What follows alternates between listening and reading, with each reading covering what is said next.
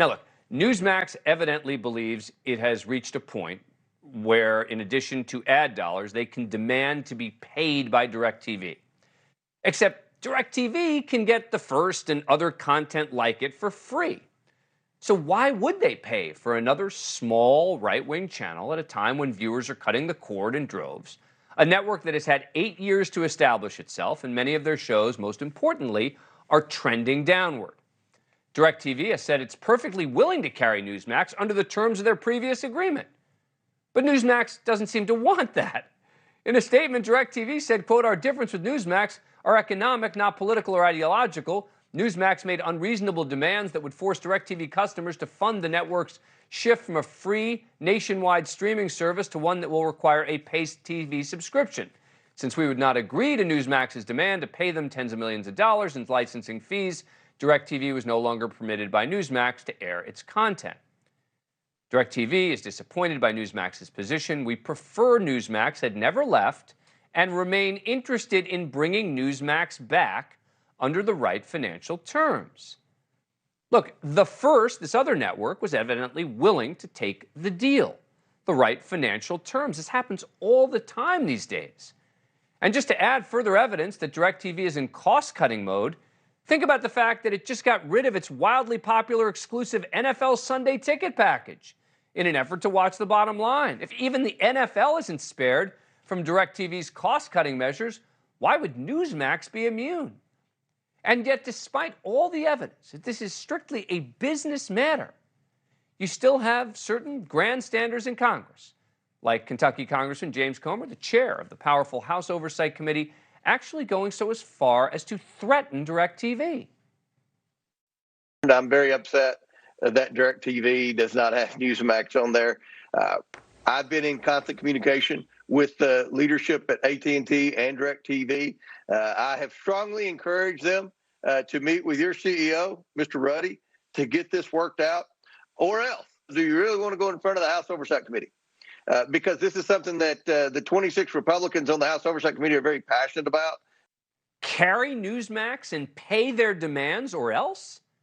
That's capitalism? Look, the media is left of center. They don't admit it. And there is merit to the idea that conservatives are silenced in the mainstream news media in particular. But this is not an example of that. DirecTV is focusing on dollars and cents. Joining us now is John Ziegler, a conservative media commentator and the co-host of the Death of Journalism podcast. Thanks so much for coming on the show. Appreciate it. John, what do you make of this? Well, Dan, usually when I come on your show, I try to find where you're wrong. This one is difficult because I think you're dead right. I'm someone who has been on Newsmax many times. I'm friends with people who have played prominent roles, both currently and in the past, on the network. But they're wrong here. You do not have any sort of First Amendment right to have your cable channel on DirecTV. If I had something to add that I think is significant that you did leave out, it's that I do think that there is a proxy fight going on here. You heard that the word Ruddy being used there. Christopher Ruddy is the guy I know who runs Newsmax. He's very close to Donald Trump. Yep. And just today, Donald Trump went on Truth Social and basically begged for another network to compete against Fox News Channel. To me, this is very much a proxy fight between Fox News Channel and Donald Trump, because Donald Trump is very upset with the way Fox News Channel is treating him in his mind, that they are jumping on the Ron DeSantis bandwagon, and Trump needs a competitor. And Newsmax is the best that he potentially has there, and not being on DirecTV is a big loss to him, especially heading into what looks like a competitive 2024 Republican presidential nominating process. So there is politics going on here, but it's not being done by DirecTV, in my opinion. Is Comer actually going to have hearings over this?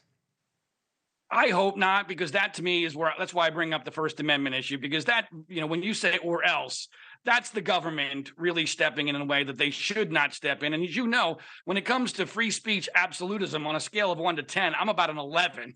So it doesn't matter to me left or right. That's wrong for the government to be used, in this case, the House Republicans, to be used as an intimidation tool to try to get a private company to put a network on their cable system, when, as I said, there's no free speech or First Amendment issue here. But I do think that the political issue here is important and worthy of mention. Yep, I'm glad you mentioned it. John Ziegler, thank you very much, as always. Thanks. Thank you for watching. Go to newsnationnow.com to find NewsNation on your cable provider. And don't forget to click the red subscribe button below to get more of NewsNation's fact-driven, unbiased coverage.